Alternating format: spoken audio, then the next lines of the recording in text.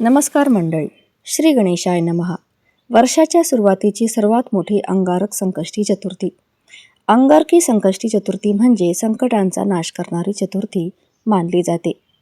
जो खऱ्या मनाने व्रत उपवास करतो आणि विधीप्रमाणे गणपती बाप्पांची पूजा करतो, श्री गणेश त्यांचे सर्व संकट दूर करतात.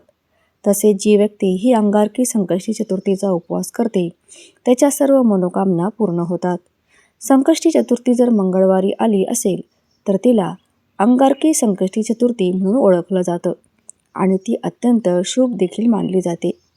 ज्या गणेश भक्तांना महिन्यामध्ये येणाऱ्या प्रत्येक संकष्टी चतुर्थीचं व्रत करणे जमत नसल्यास अशांनी अंगारकी मात्र न विसरता न चुकता आवर्जून करावी. त्यामुळे त्यांना 21 संकष्टी केल्याचं फळ मिळेल. या व्हिडिओमध्ये मी तुम्हाला अंगारकी संकष्टी चतुर्थीचं व्रत कसं करावं, त्या दिवशी गणेश पूजन, चंद्राला अर्घ्य आणि चतुर्थीच्या व्रताचे महत्त्व काय, उपवास कसा करावा, कधी सोडावा, ही सर्व माहिती सांगणार आहे. तेव्हा व्हिडिओ स्किप न करता अगदी शेवटपर्यंत नक्की पहा. मराठी वैदिक दिनदर्शिकेनुसार यावर्षी पौष महिन्यातील कृष्ण पक्षातील चतुर्थी तिथी मंगळवार दिनांक 6 जानेवारी 2026 रोजी आहे व चंद्रोदय 9:16 होणार आहे. तसेच अंगारकी चतुर्थीला दुसरं नाव मंगळी चतुर्थी, कारण ती मंगळवारी येत असते आणि त्या दिवसापासून आपल्याला जर चतुर्थीचं व्रत सुरू करायचं असेल तर आपण त्या व्रताला सुरुवात करू शकतो. बरेच जण विचारतात, आम्हाला कायमची संकष्टी चतुर्थी धरायची आहे, तर आम्ही ती कधीपासून सुरू करावी? तर हा दिवस तुमच्यासाठी अतिशय चांगला आहे. श्री गणपतीची विधिवत पूजा केल्यास ती अतिशय फलदायी देखील ठरते. या दिवशी सकाळी लवकर उठून स्नान करावे. त्यानंतर सूर्योदयानंतर अर्घ्य द्यावे. पूजेपूर्वी सर्वप्रथम तुपाचा दिवा लावावा. त्यानंतर ओम गण गणपते नमः या मंत्रांचा साधारणतः 108 वेळा जप करून व्रताचा संकल्प करावा. श्री गणेशाला प्रार्थना करावी. पूजा करण्याच्या वेळी लाल वस्त्र परिधान करावे. सर्वप्रथम पाण्याने, त्यानंतर पंचामृताने म्हणजेच दही, दूध, तूप, मध आणि साखर याच्या मिश्रणाने स्नान घालावं. तुम्ही कुंकवाचे मिश्रण तयार करून सुद्धा गणपती बाप्पांच्या मूर्तीला स्नान घालू शकता. त्यानंतर पुन्हा एकदा पाण्याने स्नान घालायचं. स्नान घालत असताना तुम्ही ओम गण गणपते नमः 108 वेळा किंवा अथर्व शीर्ष 1 वेळा अवश्य म्हणावे. आणि गणपती बाप्पांची जी मूर्ती असेल तर ती कपड्याने स्वच्छ पुसून घ्यायची आणि जागेवर स्थापन करून घ्यायची आहे. तुम्ही ही पूजा सेपरेटसुद्धा मांडू शकता किंवा मग नेहमीप्रमाणे देवघरात गणपती बाप्पांना घेऊन त्यांची पूजा केली तरीसुद्धा चालेल. पूजा म्हणजे अशी काही खास वेगळी मांडण्याची किंवा मोठी मांडण्याची गरज नसते. अतिशय साधी सोपी पूजा असते. गणपती बाप्पांना यामध्ये तुम्ही जास्वंद फूल, त्याचबरोबर गूळ खोबऱ्याचा नैवेद्य, दुर्वांची जोडी किंवा गणपती बाप्पांच्या पूजेमध्ये साधारणतः ज्या ज्या गोष्टींचा वापर होतो त्या सगळ्या अर्पण करू शकता. आणि यापैकी तुम्हाला एखादी वस्तू नाही मिळाली तरी देखील चालू शकते. तसेच गणपती बाप्पांना वस्त्र म्हणून तुम्ही कापसाचे वस्त्र म्हणजेच धाग्यापासून बनवलेलं असतं तर ते आपण अर्पण केलं तरीसुद्धा चालू शकतं. म्हणजेच गणपती बाप्पांना शेंदूर, फूल, अक्षदा, गंध, दूध अर्पण करावं आणि गणपती बाप्पांच्या मूर्तीवर अर्पण केलेलं जे पाणी आहे म्हणजेच अभिषेकाचं ते आपल्या मुलांना प्राशन करायला द्यायचं आहे. म्हणजेच त्यांना पिण्यासाठी द्यायचं आहे आणि तीसुद्धा अतिशय प्रभावी सेवा आहे. किंवा गणपती बाप्पांना तुम्हाला जर सकाळी नैवेद्य दाखवायचा असेल तर तो तुम्ही फळांचा दाखवू शकता किंवा मग काही गोड पदार्थ बनवायचा असेल तर तोही दाखवू शकता आणि नसेल बनवायचा तर मग फक्त खोबऱ्याचं वाटीमध्ये थोडंसं गूळ ठेवून तुम्ही तो नैवेद्य ठेवू शकता. म्हणजेच देवाला उपवास नसतो तर आपल्याला असतो आणि त्यामुळे आपण उपवासाचे पदार्थ खायचे आणि देवाला आपण काही पण म्हणजेच गोड पदार्थ असतील किंवा आपण देवाला काही नैवेद्य दाखवू शकतो. तर या पद्धतीची पूजा प्रत्येक चतुर्थीला तुम्ही या पद्धतीने करू शकता आणि तुमच्या मनातील जी काही इच्छा असेल तर ती तुम्ही सांगू शकता. एका छोट्याशा भांड्यामध्ये किंवा कापूरदानीमध्ये काही अक्षदा ठेवायच्या आहेत आणि त्या अक्षदांवरती तुम्हाला 2 कापूरवड्या तुपामध्ये भिजवून किंवा मग तशाच ठेवल्या तरीसुद्धा चालतील आणि त्यावेळेस तुम्हाला ती कापूरवडी प्रज्वलित करायची आहे आणि इच्छासुद्धा आपल्याला त्याच वेळेस सांगायची आहे. तर यावेळेस वातावरण देखील शुद्ध होतं आणि आपली इच्छा देखील आपल्या परमेश्वरापर्यंत पोहोचते. पूर्ण दिवस उपवास करावा. उपवासामध्ये तुम्ही फळं खाऊ शकता, पाणी पिऊ शकता, दूध किंवा फळांचे रससुद्धा पिऊ शकता. तुम्हाला खिचडी खायची असेल तर तीही खाऊ शकता.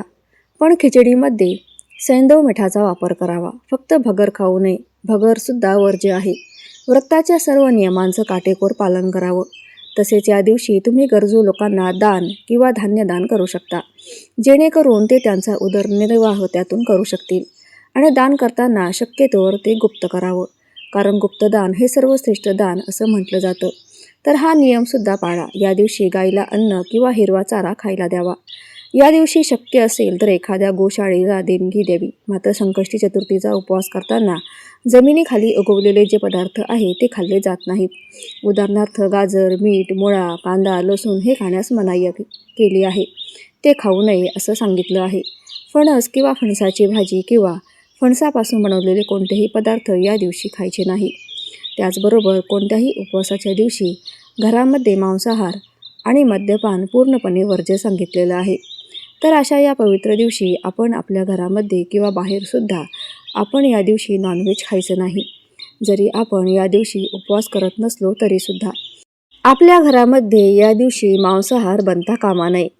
आणि असे केल्याने गणपती बाप्पा तुमच्यावरती नाराज होतील. सायंकाळी चंद्रोदयापूर्वी श्री गणपतीचे पुन्हा एकदा पूजन करावे.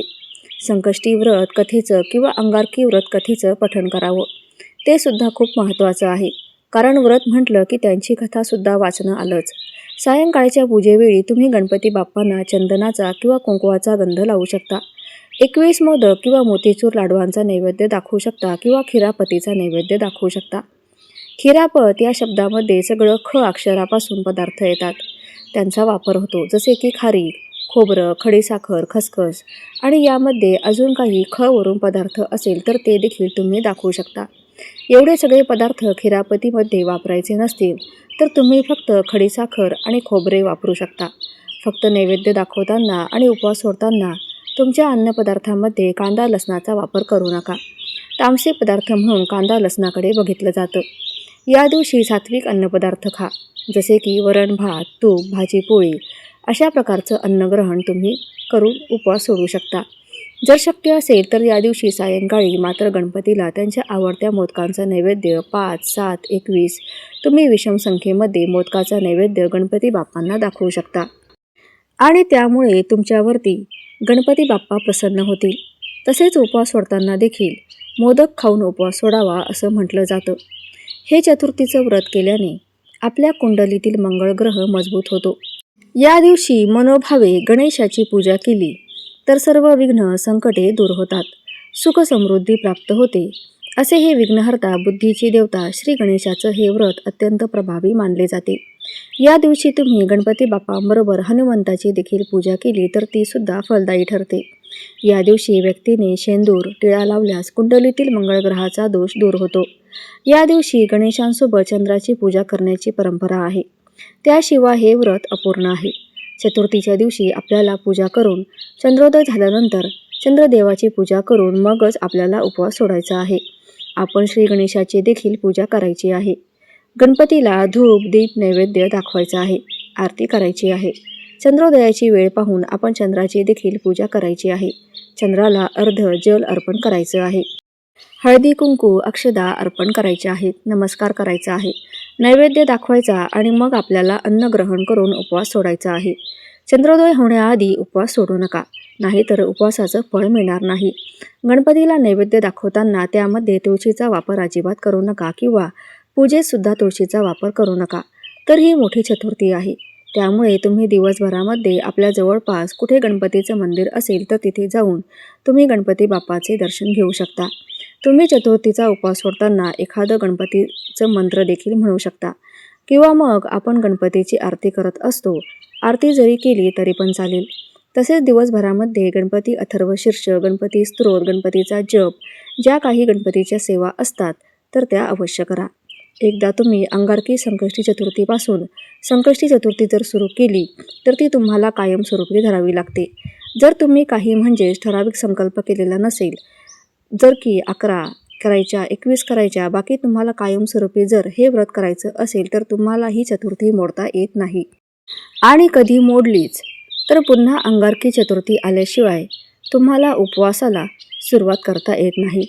तसेच जर मासिक पाळी आली असेल, सुतक विटाळ असेल तर तुम्हाला उपवास करता येईल, पण मात्र तुम्हाला इतर पूजा मांडणी वगैरे करता येणार नाही. घरातल्यांनी पूजा मांडणी केली तरी चालू शकते. नामस्मरण मात्र तुम्ही करू शकता. या व्रताच्या दिवशी आपलं आचरणही चांगलं असावं. कोणाचा अपमान करू नका, कोणाला वाईट बोलू नका, सर्वांशी प्रेमाने वागा. अशा प्रकारे आपण या सर्व नियमांचं काटेकोरपणे पालन केलं तर आपल्याला या चतुर्थी व्रताचं पूर्ण फळ मिळेल आणि गणपती बाप्पाही आपल्यावरती प्रसन्न होतील. तर हा महत्त्वपूर्ण व्हिडिओ आवडला असेल तर एक लाईक नक्की करा. चॅनलवर नवीन असल्यास सबस्क्राईब अवश्य करा. धन्यवाद.